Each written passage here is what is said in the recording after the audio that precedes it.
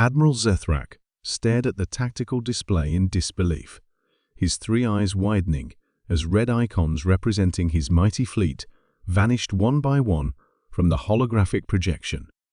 The bridge of his flagship, the Dominator, hummed with panicked chatter from his officers, but he could barely process their words. In less than 10 minutes, the Galactic Empire's most formidable battle group had been reduced to scattered debris floating in the void of space.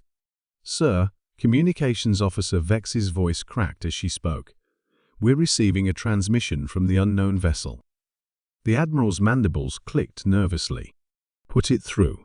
The main screen flickered to life, revealing a figure that made Zethrak's blood run cold. A human one of those primitive bipeds from the backwater planet Earth that the Empire had dismissed as insignificant barely a decade ago. But this human was different. She wore a uniform unlike anything in the Empire's databases, and behind her, the bridge of her vessel pulsed with technology that seemed impossibly advanced. "I am Captain Sarah Chen of the UES Prometheus," the human said, her voice carrying an authority that made seasoned Imperial officers straighten involuntarily. "You have entered Sol System space without authorization and threatened civilian populations. This is your only warning. Withdraw immediately, or share the fate of your fleet." Admiral Zethrak found his voice, though it came out as more of a growl. "Impossible. Our intelligence reports indicate Earth possesses no technology capable of threatening even our smallest vessels. What manner of trickery is this?" Captain Chen's expression remained cold and professional. "Your intelligence is 20 years out of date, Admiral. Earth has been busy." The transmission cut off, leaving the bridge of the Dominator in stunned silence. Zethrak's tactical officer, a seasoned Kronan warrior named Thex, approached cautiously. "Sir, sensors are picking up the vessel now. It's massive. Approximately 3 kilometers in length, but the energy signatures don't match anything in our databases. The hull appears to be constructed from some form of adaptive matter. It's shifting and changing even as we watch." Zethrak's mind raced. 20 years ago, when the Empire had first encountered Earth during their expansion into the outer spiral arm, the humans had been laughably primitive. They had just achieved faster-than-light travel, and their weapons were barely capable of piercing Imperial shields. The Empire had classified them as a developing species and moved on to more lucrative conquests, planning to return later when Earth's resources might be worth the effort of subjugation. But something had clearly gone wrong with that assessment. "How did we miss this?" Zethrak demanded. "Where did they acquire such technology?" His science officer, Dr. Kellix, was frantically scanning through data streams. "Admiral, I'm detecting quantum signatures that suggest this can't be right. The vessel appears to be utilizing dimensional manipulation technology. That's beyond even our most advanced theoretical frameworks." The truth was more complex than any of them realized.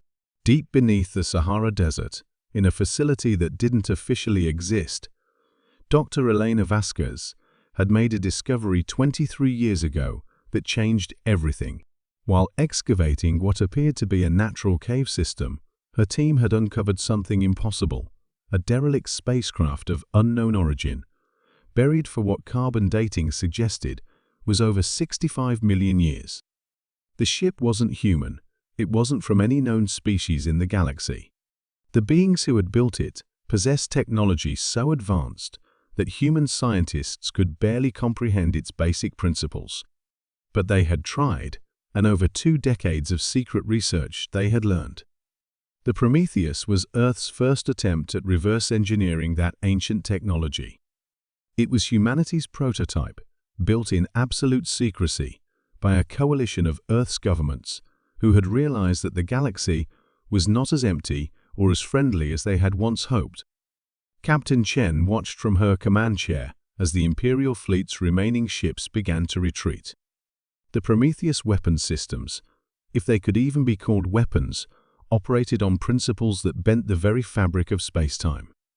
Where Imperial ships fired plasma and projectiles, the Prometheus could literally fold space to crush targets, redirect gravitational fields to tear vessels apart, or simply phase matter out of existence.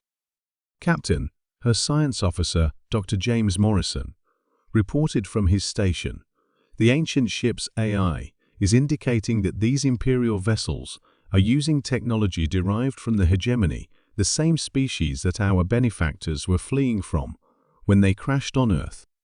Chen nodded grimly. The AI from the ancient vessel had been their teacher, slowly awakening over the decades as human scientists learned to interface with its quantum consciousness. It had warned them that its creators, a peaceful species called the Architects, had been hunted to extinction by a militaristic empire that consumed civilizations for their resources and technology. That empire had apparently evolved into what now called itself the Galactic Empire. "Sir," her communications officer announced, "we're receiving priority transmissions from Earth Defense Command and the Mars colonies. They're reporting Imperial probe ships throughout the system. It appears this fleet was just the advance guard." Chen activated her ship's quantum communication array, sending an instantaneous message to Earth. Phase 2 protocols are now in effect. Begin awakening the other prototypes. Across human space, in hidden facilities on Europa, Titan, and in the asteroid belt, other vessels began to power up. Each one was built using different aspects of the Architect technology. Each one represented a different approach to the impossible science that humanity was still learning to wield. Admiral Zethrak's retreat was cut short when his sensors detected new energy signatures throughout the Sol system. Not one impossible vessel, but dozens, each one radiating power levels that defied Imperial understanding. As the Dominator and its few surviving escorts limped toward the system's edge, Zethrak composed what he knew would be his final report to the Empire's High Command. "Sol system is defended by technology of unknown origin. Recommend immediate reclassification from primitive to extinction-level threat.